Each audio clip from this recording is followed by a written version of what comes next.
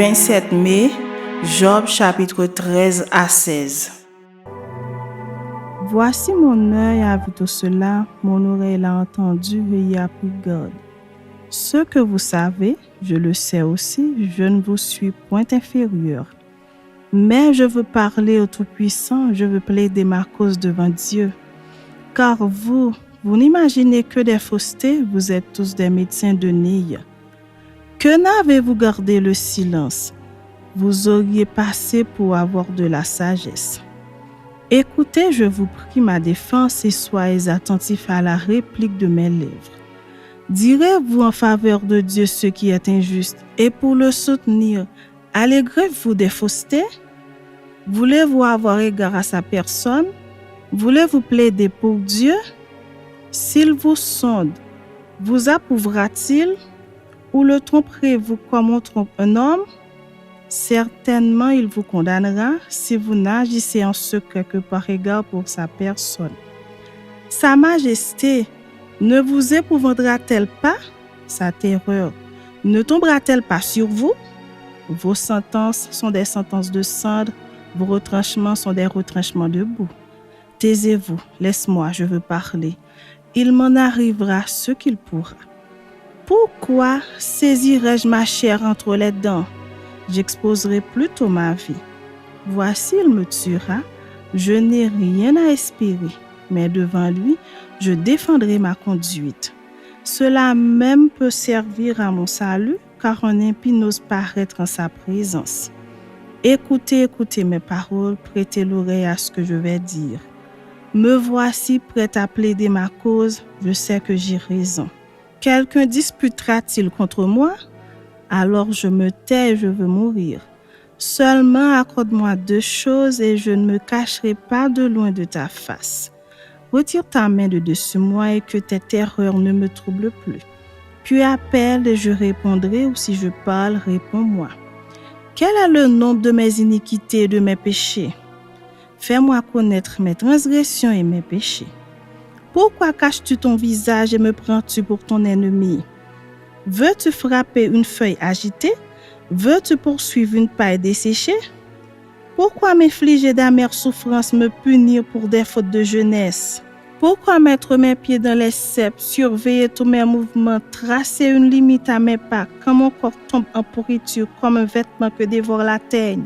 L'homme né de la femme, sa vie est courte, sans cesse agitée. Il naît, il est coupé comme une fleur. Il fuit et disparaît comme une ombre. Et c'est sur lui que tu as l'œil ouvert et tu me fais aller en justice avec toi. Comment d'un être souillé sortira-t-il un homme pur? Il n'en peut sortir aucun.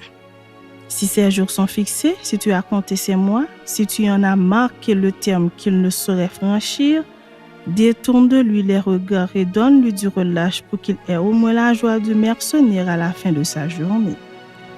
Un arbre a de l'espérance, quand on le coupe, il repousse, il produit encore des rejetons. Quand sa racine a vieilli dans la terre, quand son tronc meurt dans la poussière, il reverdit à l'approche de l'eau, il pousse des branches comme une jeune plante. Mais l'homme meurt et il perd sa force. L'homme expire et où est-il? Les eaux des lacs s'évanouissent, les fleuves tarissent et se dessèchent. Ainsi l'homme se couche et ne se relèvera plus, il ne se réveillera pas tant que les cieux subsisteront, il ne sortira pas de son sommeil. Oh, si tu voulais me cacher dans le séjour des morts, m'y tenir à couvert jusqu'à ce que ta colère fût passée et me fixer un terme auquel tu te souviendras de moi. Si l'homme une fois mort pouvait revivre, j'aurais de l'espoir tout le temps de mes souffrances jusqu'à ce que mon état vînt à changer. Tu appellerais alors et je te répondrai. Tu languirais après l'ouvrage de tes mains. Mais aujourd'hui, tu comptes mes pas, tu as l'œil sur mes péchés. Mes transgressions sont scellées en un faisceau et tu imagines des iniquités à ma charge. La montagne s'écoule et périt, le rocher disparaît de la place, la pierre est broyée par les eaux et la terre emportée par leur courant. Ainsi, tu détruis l'espérance de l'homme.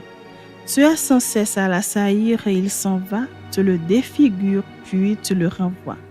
Que ses fils soient honorés, il n'en sait rien. Qu'il soit dans l'abaissement, il l'ignore. C'est pour lui seul qu'il éprouve de la douleur en son corps, c'est pour lui seul qu'il ressent de la tristesse en son âme. Chapitre 15. Eliphaz de Théman prit la parole et dit: Le sage répond-il par un vain savoir? Se gonfle-t-il la poitrine du vent d'Orient? Est-ce par d'inutiles propos qu'il se défend? Est-ce par des discours qui ne servent à rien? Toi, tu détruis même la crainte de Dieu, tu anéantis tout mouvement de piété devant Dieu. Ton iniquité dirige ta bouche et tu prends le langage des hommes rusés. Ce n'est pas moi, c'est ta bouche qui te condamne.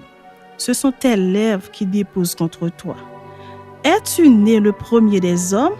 As-tu été enfanté dans les collines? As-tu reçu les confidences de Dieu? As-tu dérobé la sagesse à ton profit? Que sais-tu que nous ne sachions pas? Quelle connaissance as-tu que nous n'ayons pas?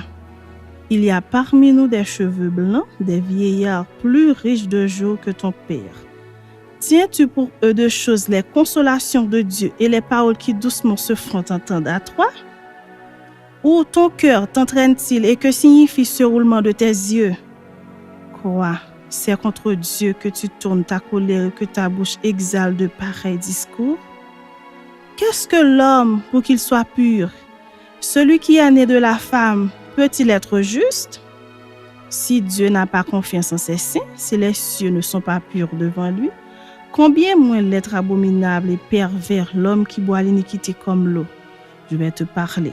Écoute-moi, je raconterai ce que j'ai vu, ce que les sages ont fait connaître, ce qu'ils ont révélé l'ayant appris de leur père.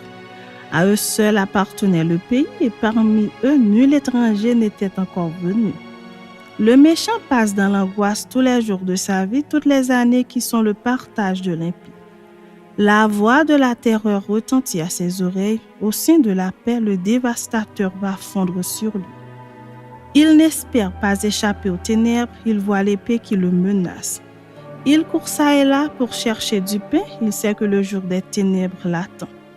La détresse et l'angoisse l'épouvantent, elle l'assaille comme un roi prêt à combattre. Car il a levé la main contre Dieu, il a bravé le Tout-Puissant, il a eu l'audace de courir à lui sous le dos épais de ses boucliers. Il avait le visage couvert de graisse, les flancs chargés d'embonpoint. Et il habite des villes détruites, des maisons abandonnées sur le point de tomber en ruine.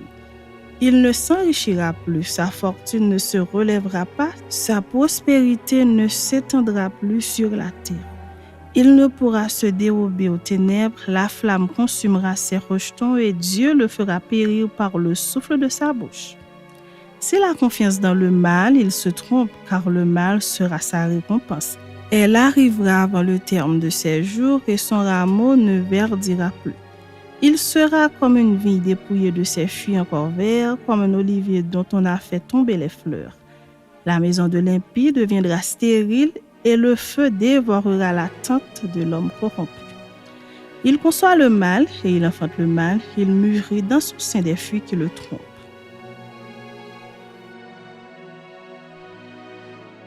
Job prit la parole et dit: J'ai souvent entendu pareilles choses, vous êtes tous des consolateurs fâcheux. Quand finiront ces discours en l'air? Pourquoi cette irritation dans tes réponses? Moi aussi, je pourrais parler comme vous si vous étiez à ma place. Je vous accablerai de paroles, je secouerai sur vous la tête, je vous fortifierai de la bouche, je remuerai les lèvres pour vous soulager. Si je parle, mes souffrances ne seront point calmées. Si je me tais, en quoi seront-elles moindres? Maintenant, hélas, il m'a épuisé. Tu as ravagé toute ma maison. Tu m'as saisi pour témoigner contre moi. Ma maigreur se lève et m'accuse en face. Il me déchire et me poursuit dans sa fureur. Il grince des dents contre moi. Il m'attaque et me perce de son regard. Ils ouvrent la bouche pour me dévorer, ils m'insultent et me frappent les joues, ils s'acharnent tous après moi. Dieu me livre à la merci des impies, il me précipite entre les mains des méchants. J'étais tranquille et il m'a secoué, il m'a saisi par la nuque et m'a brisé, il a tiré sur moi comme à un but. Ses traits m'environnent de toutes parts, il me perce les reins sans pitié, il répand ma bile sur la terre. Il me fait brèche sur brèche. Ils font sur moi comme un guerrier. J'ai cousu un sac sur ma peau. J'ai roulé ma tête dans la poussière. Les pleurs ont altéré mon visage. L'ombre de la mort est sur mes paupières. Je n'ai pourtant commis aucune violence et ma prière fut toujours pure. Ô terre, ne couvre pas mon sang et que mes cris prennent librement leur essor. Dès maintenant, mon témoin dans le ciel, mon témoin dans les lieux élevés. Mes amis se jouent de moi, c'est Dieu que j'implore avec larmes. Puisse-t-il donner à l'homme raison contre Dieu et au Fils de l'homme contre ses amis? Car le nombre de mes années touche à son terme et je m'en irai par un sentier d'où je ne reviendrai pas.